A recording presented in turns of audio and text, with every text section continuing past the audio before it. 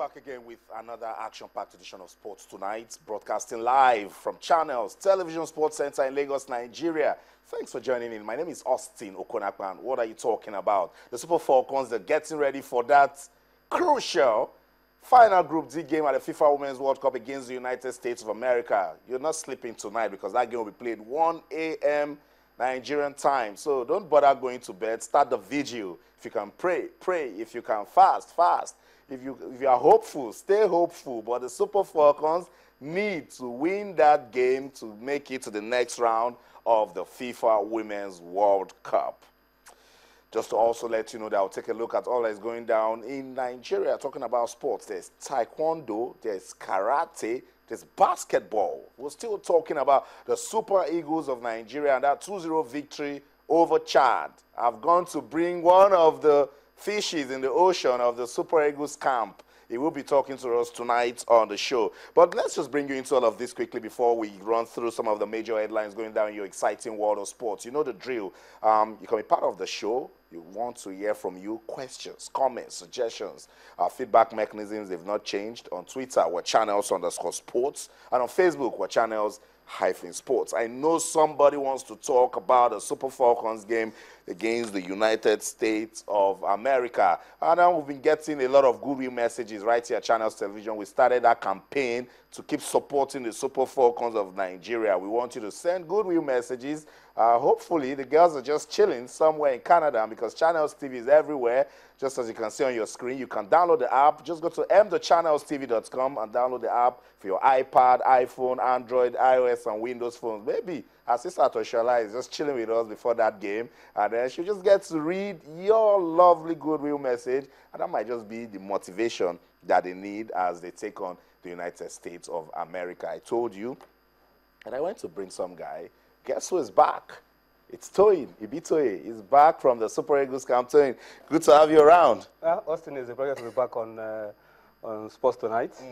I really missed the show. I know. But I'm happy to be back. I know. And I must thank you guys for the support. Okay. Both good and bad. Well, no. I remember, I won't call his name, a player, Super Eagles player said, you guys used to give us mouth tackles. I like the word mouth tackles. Tunde Koiki is also here. Tunde, good to have you around. Thank you very much. We missed you yesterday because Tunde actually made the Super Eagles to sit up with some of those, tough comments. Those tackles. Yeah, those mouth tackles. All right, but I'm surprised he's not saying the same about Desire Paranoze. No. That's the soft. She's off limits. The softer side of football. You saw it too at the pitch awards now. How those guys were scrambling to receive assistance. Kenneth Omero in particular. Okay, so that's it. Toyin Ibitoye is back from the Super Eagles camp, and we will be talking about the Super Eagles. We'll talk about the Super Falcons. We'll talk about the Nigeria Professional Football League. There's so much going down in your action-packed world of sport. But let's quickly run through some of the major headlines, particularly right here in Nigeria. And it's with joy that we announced that 7 countries, including Nigeria, will take part at the inaugural FIBA Africa Zone 3-on-3 tournament. Guess what? It will serve off on June the 18th to the 22nd right here in Lagos. Ghana, Ivory Coast, Burkina Faso, Togo, Benin Republic, and Liberia will also feature at the 5-day event. It will take place at the National Stadium in Surulere. So basketball fans, you know how to get busy. The event will also feature 3-point shootout, slam dunk, under 18 girls, under 18 boys, senior men, senior women, and the mixed category. Each category will comprise of 4 players and 1 coach, and the winner of the tournament will get $10,000. 10. That's hot like fire. I don't know what we're doing. That's a good one from Sam Amedu, president of the region. Yeah.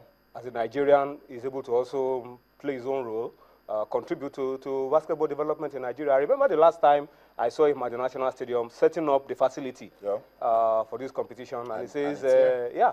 So it's a good one for us to tap into all of these things and help the game to grow. That's it, the 3-on-3. It's the inaugural edition of the FIBA Africa Zone 3-on-3 Championship. Okay, let's leave basketball now and talk karate. Yes, karate. Delta State has made the winner of the Lagos Female Karate Championship. So when you see some of these girls, please back off. because they've got some skills to actually throw you aside.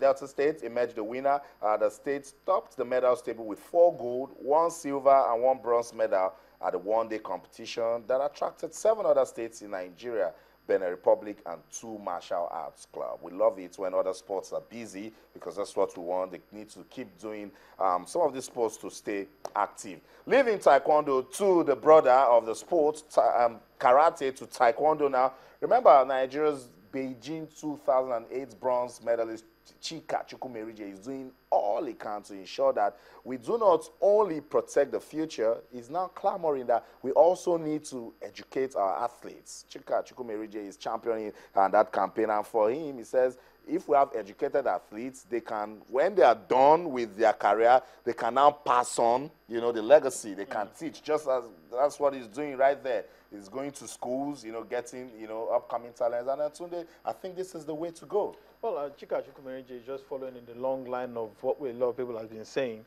about how we should have well-rounded athletes, athletes who can hold their own in every sphere of society, athletes who can be great ambassadors of their country and of their sport. There is no point in being an athlete where if you are talented yet you are not dedicated, you cannot express yourself. And that is why when you see when post-match interviews are being carried out in other countries, in other leagues, you see that a lot of these players can express themselves very fluently, and very confidently.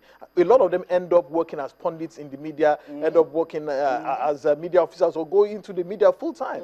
And you cannot say, and that is another career path after you have concluded your career. And we've also seen great sportsmen who finished playing a sport and ended up doing extremely great things.